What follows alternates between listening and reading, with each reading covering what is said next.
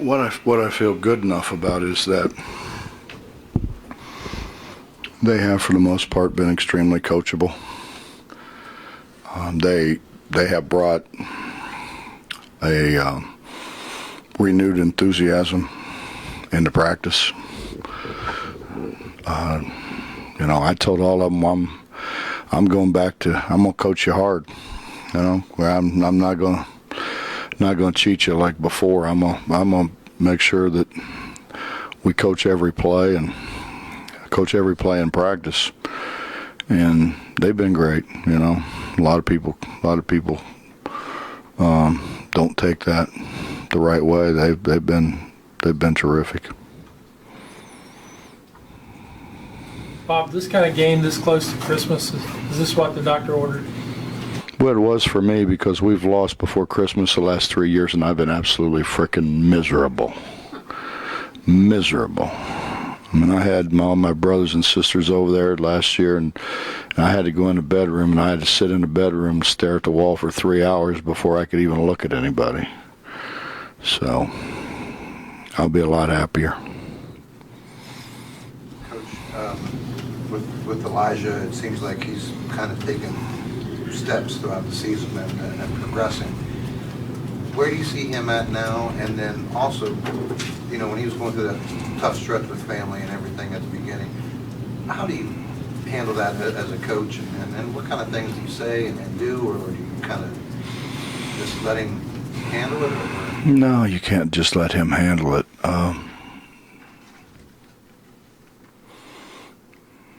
I lost my mother, who was the closest person in the world to me, and so he and I, we talked. Eric's been great with them. Eric Martin's been terrific with them. I think it's been hard on the kid. He's not allowed to practice last year. He can't play in the games. He sees the guys that he came in with are all out there playing.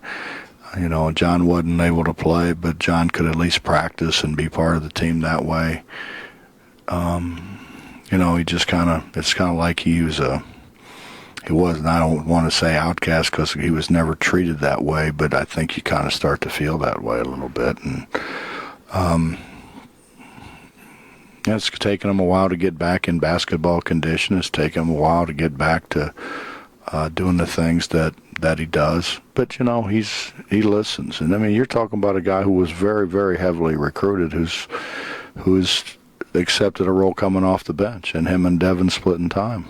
And so, Elijah's been great. But Elijah's a great guy, Elijah is really, really a good person, and he's really well liked with the players, and I think anybody who gets to spend any time with him, he's just a good guy. He's basically known you since he was in the 8th grade. I'm just wondering, did you just happen to come across him in 8th grade? Did you hear about him? Did you remember when you first saw him? Well, Justin, you have to understand that when I left here at 10 years old, I spent the rest of my time until I came back here in Ohio, and my father had the first basketball camp in the state of Ohio, first overnight basketball camp in the state of Ohio, and we had tons and tons of kids go through there. My brother runs it now and has tons and tons of kids go through there. My dad is a legend in Ohio. When you ask anybody in Ohio to name, whatever the greatest coaches in the history of Ohio, they mention my dad. So I know Ohio. I know people in Ohio. And there were people who said, Hugs, you got to get on this guy early, and we got him. He came into, we had a camp, and they got him down here to camp, and so we've known Elijah for a long, long time, and we've stuck with Elijah, and Elijah stuck with us. There were a lot of people who, when he went to Huntington Prep, tried to get in and recruit him, and he really wouldn't have any of it. And then there were people who tried to get in and recruit him when he went to Brewster, and he wouldn't have any of that. He's just he's a loyal guy, and I think he understands we've been loyal to him, and he understands we care about him. I think, the difference between these guys and some of the other guys that we've had in the last few years is there's a trust there. There's a trust there, and there's a relationship there. And relationships are two-way streets, And when you're constantly looking for what's on the other side, and you're constantly looking at what can I get tomorrow, and you're not taking care of today, it makes it hard. And we got a bunch of guys like Elijah that really want to win. They really want to be special. They have, I think, engulfed the culture and the fabric of our state way better than other people have. I'm not going to give them that they're what the Final Four team was yet, because those guys were terrific in terms of how they felt about the state, and I think that shows now because they're all back here all the time. But these guys are going to, I think, end up being the same way. They're going to end up with an unbelievable affinity, not just for the basketball program here, but this university and this state and the people in this state, and they know how much they're appreciated. So, I mean, you don't get a bunch of guys that they get excited about going into mine for a shift. I mean, you don't get that very often. It's very rare. This is a good bunch.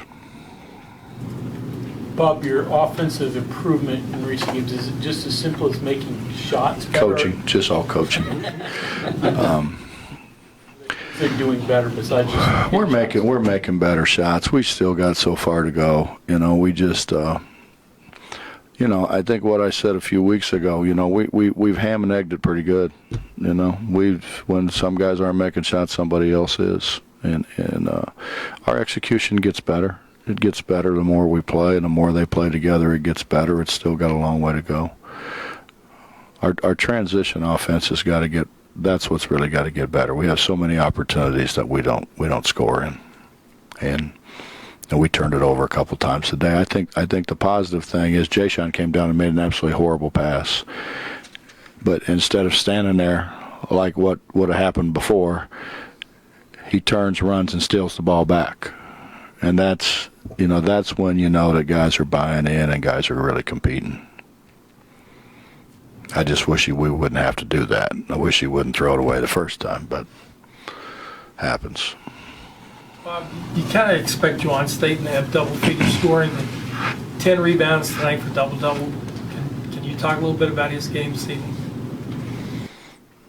Well, that's something that we've talked to him about. I think, when with John, because John has rebounded the ball pretty well, and Devin has rebounded the ball pretty well. I think he was leaking out a little bit more, and not leaking out to score, but leaking out to get us into transition. And he was one of our better rebounders a year ago, and I think you saw where we started to struggle a little bit rebounding the ball to defensive end. So we talked to him about, man, you got to go help us. You've been one of our better rebounders, and generally you don't really have as much blockout responsibility with a point guard. Nobody sends their point guard in there crashing at the offensive glass, so he's kind of free to see where the ball's going and go get it. It doesn't work to do your Reliant Statement now in technical fouls. I'll catch up. I've got a lot of confidence in that. But if you count technical warnings, I've had a bunch of warnings. Technical warnings. What is? I don't know.